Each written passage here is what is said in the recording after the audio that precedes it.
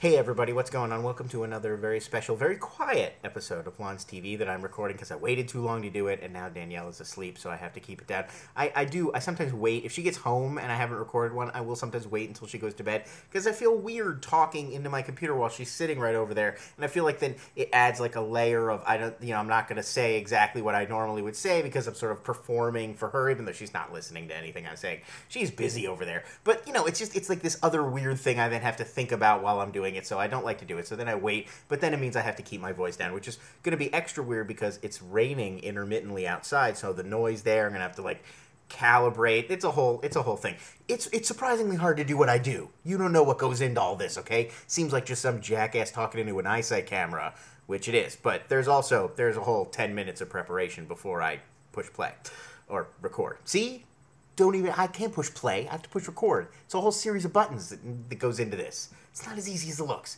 Anyway, a whole bunch of stuff. I feel like I've been doing the show erratically this week, so I haven't been, timely talking about things that have been going on. I feel like I got a little backed up. So there's a couple things I want to talk about. The first one is the Dead Island commercial. There's a video game coming out called Dead Island. There was a teaser that's just like a cinematic from the game. It's just animation from the game. There's no gameplay.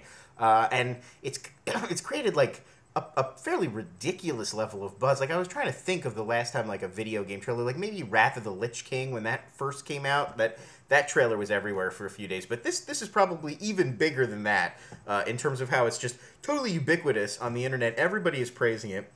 I mean, it's well done. It's a well done piece of animation. It's, in case you haven't seen it, we open with a little girl, and then when everything is sort of shot backwards, if you can picture the beginning of Memento, and the gun flies into his hand, and the bullets come in and everything, and it's you're seeing it, playing out just in exact reverse, and that's what we're seeing here. And then we discover that she's a child zombie, and it intercuts with another sort of narrative thread, and it all comes together in the end, and it's very well directed. It's got this really haunting piano score, and I mean it hits all the right buttons. It's cinematic in that way. But at the same time, I really have to say I don't see what the huge fuss is. Now, when I say huge fuss, I mean there was already sort of vague plans to adapt the game into a movie, but now they've fast-tracked it, and it has producers, and they're workshopping it right now, and the game's not even out yet. All because this trailer got, a couple million views in the first day or two it went up, and I mean it's really nothing we haven't seen before. It's a little girl zombie, which, the Dawn of the Dead remake had one, and I feel like the 28 Days or Weeks Later had kid zombies, and so, you got that. It's the backwards thing, which we've seen in Memento, and there was that Coldplay video that did pretty much the exact same effect, and I feel like we've seen it a few other times, even the tinkly piano in the background, and just all of it just felt if it's cool, it's a good commercial, it's well made, it certainly intrigues me about this game, but I generally feel like video game ads bug me when there's no gameplay footage, because it really doesn't give you a very good idea of what the game is going to be like.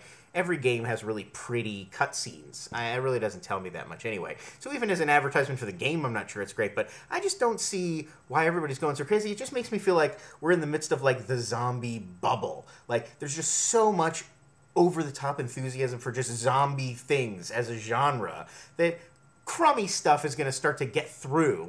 People are just so excited to see zombies that the quality at some point is going to slip, and we're just going to start getting a lot of crap out there that happens to have zombies. I guess it's already happened to some extent, but it's going to just get over the top, and then the zombie bubble will burst, and everybody will lose interest in zombies, which is too bad. As somebody who likes zombies and zombie films, I sort of wish it wasn't happening, where there's so much excitement for anything zombie. It's just at a fever pitch that, I feel like everybody pump the brakes a little bit. I know Twilight sort of ruined vampires, and that Wolfman movie wasn't very good, but there's got to be something, let's bring the Invisible Man back, or something. I mean, God, we are running low on classic film monsters. But anyway, I feel like we don't want to ruin it. We're gonna do too much, and it's gonna ruin it.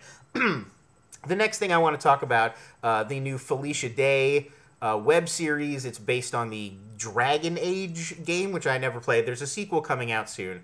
So it's based on these fantasy role-playing games that I am not familiar with. It's going to be her new web show. She wrote it. She's starring in it as an elf assassin. And, she went on Fallon this week, and she showed a little clip of it, and the clip is all over the web as well. And, fantasy is just so hard to do on a budget. Every web show is constrained. I talk about it sometimes when on Web Series Wednesday reviews, when I'm talking about web shows, that it's really about how you use the budget you have as opposed to like, you know, having to have these outsized budget, because web shows, they never do. So it's always like, do what you can with what you have and come up with a good spin on it so that people don't notice that obviously it didn't cost as much as, like, you know, 30 Rock.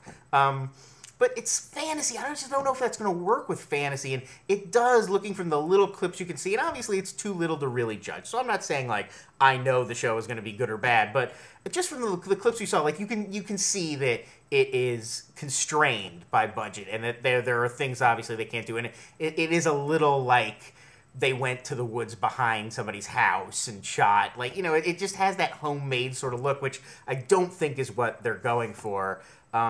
And I mean, I think it's very bold that they're doing it, and I salute Felicia Day for stepping away from more, you know, the genres that she's known for. I mean, she's known for playing this like bookish nerd and this comedy show that she writes and that's really sort of like witty and dialogue heavy and funny, and to totally break from that and do the follow-up where it's like she's an elf and she's killing people and she's hunting magicians and she's in the woods and it's based on this like large RPG world. Like, you gotta salute her for that. But at the same time, I just, you know, I'm having trouble building up a ton of enthusiasm for it. And I know it's so hard to do fantasy when you can't really, like, Peter Jackson it and make it, like, super elaborate and build the world. Because that's really what the whole genre is about, is, like, that world building. And you can't really do it when you can't really go all out, when you have to, like, focus on exactly what you can get in the frame, so, you know, and nothing else. And anyway, moving on, the last thing I want to talk about is obviously the new Radiohead album, King of Limbs,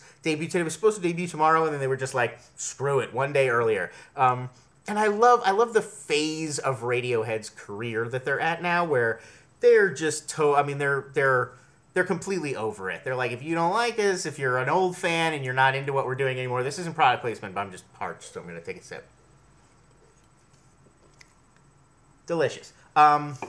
So, I mean, I love that they're there, and they're just making music, obviously, that interests them, and there's no real attempt to make it, like, to sell it, or to hype it, or to make it, like, here's the sound, and I'm Tom York, I'm going to do, like, an interview where I talk about, like, the influences, and it's just like, hey, we came up with some new music, here it is, and you can choose to buy it or not, and that's just so cool, and it really does come through in the music. I mean, the first thing I think I noticed about this is, it's still really compelling, it's still really tight, and there's still really great melodies, and the songs are good, but they're mellowing. I mean, every album, it feels like it's a little bit more just like low-key, and they're mellowing it out and smoothing everything out. This is really the first Radiohead album I can think of where it doesn't have even one, like, heavy, fast-paced, rock-oriented kind of song. Like, even on their other albums that are a little looser, and there's always, like, one or two of those songs. You know, They're There, or Reckoner from the last couple, and there really isn't one of those. The closest you get to that is Little by Little, but even that is like almost all the other songs in the album. It's a real slow build, and you got to kind of give it like 2.5 minutes to sort of build up any sort of momentum, really, you know, and it plays around a lot with repetition. And I mean, it's still definitely a Radiohead album. I don't want to give the impression that, like, they've totally changed the sound. Like, it's a natural follow-up to In Rainbows, and even Amnesiac. I can really see a line from Amnesiac to this. They're in a similar mode. But it's just, like, even the most fast-paced, like, heavy, old-school sounding Radiohead song on that would be one of the more mild tracks on, like, The Bends or Hail to the Thief even, or, you know, it's just, they're really, you know, getting into this low-key kind of mode, which is really interesting. And it still has, like, that kind of skittish feeling, too, so it's a good combination of kind of high and low. And it's also, like, just having this kind of quieter soundscape that the whole album is set in really lets them play around with, like, real subtle details, like putting in found sounds or little side effects or echo, and they can really focus on, like, transitions between songs because there's just less going on, so you can really focus in on details more. I think, you know, there's a couple really great sort of knockout songs that are these of slow build kind, including Lotus Flower, which is the sort of single they released. There's a video for it, Morning Mr. Magpie, and then Give Up the Ghost, which is one of the most, like, subtle, delicate, beautiful Radiohead songs I can really think of, certainly in the last few albums. And it just feels like the culmination of what they've been doing lately. So that's Lons TV for today. Thanks for checking it out. I will see you all back here again next week.